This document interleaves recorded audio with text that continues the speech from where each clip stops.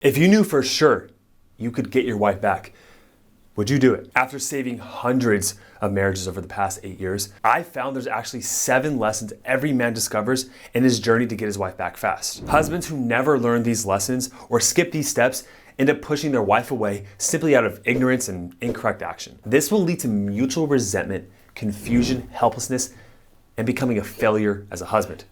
And that's not even the worst part. The worst part is because you didn't discover these lessons, you'll repeat the same mistakes with the next woman you fall in love with again and again, which is why the divorce rate only gets higher and higher with every new marriage. Now, let's first go over the number one mistake that I see consistently men make. And that is when there's problems, emotional problems, you use logical solutions to fix it.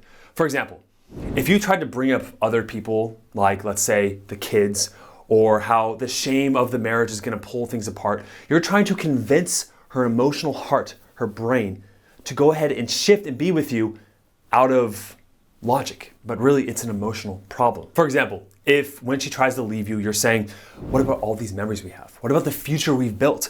What about our kids? What about all the money it's gonna cost us?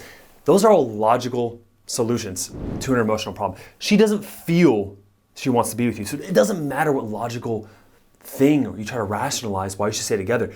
It only makes her see you as more repulsive. It's equivalent to walking up to a girl when you were younger, a crush. Let's say it was her. And the first thing you did to try to get her to like you was you said, hey, you know, I have a cool job. Hey, do you know I have this Rolex on, like, it's pretty cool, right? And it's funny because a lot of guys try to do that, but attraction and emotional investment has nothing to do with logic. The first lesson you must master is what I call anxious annihilation. Pretty much 100% of men who are dealing with the situation you're going through right now are riddled with anxiety, self-doubt, hopelessness, as you should be. I mean, you could lose your wife, your family. I don't need to pack it on, I think you get that. But there's also kind of a deeper problem here that you need to understand. That anxious part of you, I want you to see as a separate part, this protector, this thing that takes action. It wants the magic 3 words that's gonna really get her back, that one magic conversation, that part of you. And anxiety is a part, and its role is to protect you. But that part of you, unfortunately, is ignorant. It doesn't understand. And what it wants is the 5 magic words to just say to her to make everything go back to normal, right? That's what it wants. Listen, any action you take when you're feeling anxiety, even if it's the right tools and strategies that work for someone else, will not work for you. Because women intuit, they feel the intention behind it. It's like 2 separate people that would tell a joke. I could walk into a bar, walk up to a crowd of people, and tell word per word a joke that Chris Rock would tell, but when Chris Rock tells that joke, everyone laughs uncontrollably. But to me, they just stare because I'm not that funny. It's all in the delivery. That's why when you do the chores, when you finally come home early, when you take her on vacations, when you buy her flowers, she knows you're doing that out of a place of fear, anxiety, and to her, it's low value and almost repulsive because she sees it as manipulative. And honestly, it only reconfirms in her mind that she's making the right decision. So the main lesson from annihilating anxiety is to stop, is to pause. Now I have a whole video up here on smart contact, the best way to do no contact, to make sure that you don't do the wrong things. And then you can incorporate these next lessons. The second lesson is incorporating insight. Now you don't know what you don't know. And there's so many men going through this situation, they want to seek answers. And oftentimes they'll go to friends that'll tell them the wrong advice based on their own situation, or they'll go to family members who only have your best interest. And so when they see you in pain, they just want to make sure that you either leave the relationship, or they have this idea of being shameful because if your marriage falls apart, what does it say about them as parents or siblings? So they give you wrong information. And even therapists will give you some problems and insights around that, but with no real solutions around those problems. So it leaves you just feeling more confused. And with all this improper information out there and all these things pointing you in different directions, it's like you got this map, but it's taking you in the wrong direction. And that's why over 95% of marriages that are initiated in divorce never work out. And that's because of this improper insight. For example, a common thread I often see is that the wife or the husband will blame the other person of being narcissistic or bipolar. And in fact, if you adopt that mindset, how is that going to help you get them back? If you believe they're narcissistic, what's going to happen is that you're going to treat them in a way to push them further away from you. You're going to shut yourself off, and you're going to get what you don't want. So that's why when you see all this different information, you have to have the correct insight about the truth of their behavior. So in the instance with narcissism, the truth may be that of course they're being selfish in this situation because they cannot rely on you to take care of their needs. So they are being selfish, but it's only because of the situation, not because of a character flaw in themselves. The third lesson that will immediately save your marriage is finding forgiveness. Now, this lesson men entirely skip, or they say something along the lines of, Josh, I have forgiven her. I've completely forgiven her for everything she's done for me. but yet they probably haven't. Let me tell you through an example. I was on a call with a recent client who came into the Marriage Mastery program, and he was a practicing Christian. And when I brought up the concept that possibly he hasn't fully forgiven his wife and there's an importance to do so, he said this. Now, Josh, trust me, I've forgiven her. I'm a Christian man. I asked the big guy upstairs for forgiveness for her, and I have. It's just that she's being selfish. I mean, she's seeing this other guy, and she just isn't seeing my perspective. It's just, I've forgiven her. I've let these things go, but she's just being kind of self-centered here. Look, I think true forgiveness, I think it's unique to every single man. I think you have your own code of what forgiveness means to you, but through psychological literature and studies and all this stuff and my personal experience, forgiveness to me is having complete peace over the situation and the person. It's when you can actually look at the person and thank them for the pain they caused you.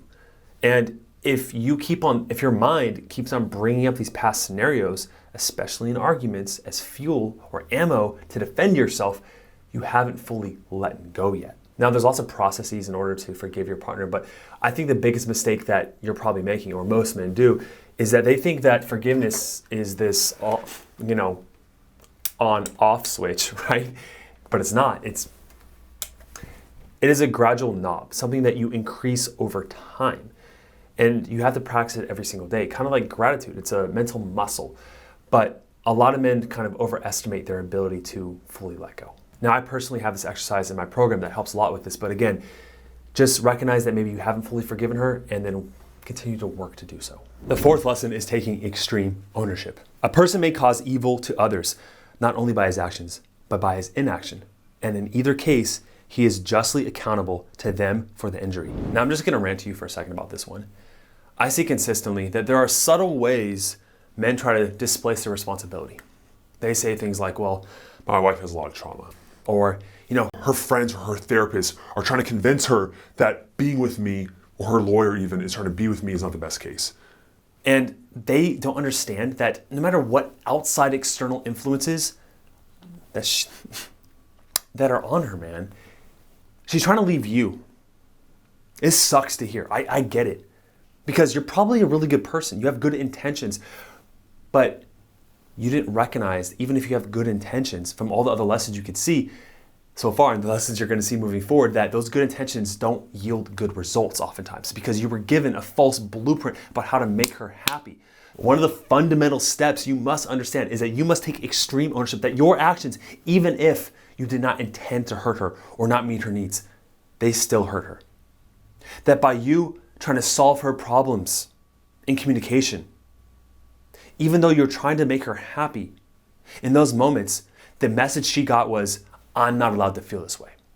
And that's just one of many examples of things that you've personally done out of your ignorance that have caused a separation. So please take ownership of every little thing that you've done to hurt her. The fifth lesson is the NMNNG, or the no more needy nice guy. Now, I remember back in college, there was this girl that I had a huge crush on. The girl I would dream about, right? And she eventually started to like me. I started to become friends with her. We were hanging out in the same friend group. Everything was great. And we started to go on a few dates. Now, immediately I thought to myself, you know what? I'm a great guy. And I also want to show her how much I care. So I started buying her flowers. I would text her consistently throughout the day. I would ask her if she needed anything. I would go get her cards. I would always ask her in conversation where she wanted to go, what she wanted to do. And I was like, you know what? I'm such a caring, loving guy that she's so lucky to be with me. And then this typical alpha male came into the picture. And at first I was like, he's an a-hole, She's not gonna like him. He's older and he's like grungy and all this stuff. I was minimizing that guy, right? But what happened? I think you know. The more she talked to that guy, the more I tried to show her how much I cared, I would text her more. I started to call her. I would get this compulsion just to reach out to her. All the while, she was getting closer and closer to that guy every time I needed her. You see, in reality, I was creating covert contracts. It's this thing that Donald Glover talks about in his book, Mr. Nice Guy, where I said to myself, if I give her X, Y, Z, A, B, C, whatever the heck, she should 1, 2, 3, 4, 5, 6 be with me, right? Covert contract. It's like, I'm doing this for you, you should be doing this for me. But without saying anything, like I never even thought that concept was a bad thing. I thought it was just normal. But I mean, that's something simple and that was really fairly easy to implement, right? It's an indirect contract that I made with myself without her knowing. And ultimately, it's a feminine, needy trait that repulses women. Recognizing these covert contracts and stopping them is one of the main things Damon did to get his wife back. A lot of this needy, nice guy behavior stems from an inability to understand women, especially her emotional storms. The sixth lesson to get her back is calming the emotional storm. Now listen, this has everything to do with communication. You and your wife have more commonalities than differences. I can go on and on about all the similarities you have with her.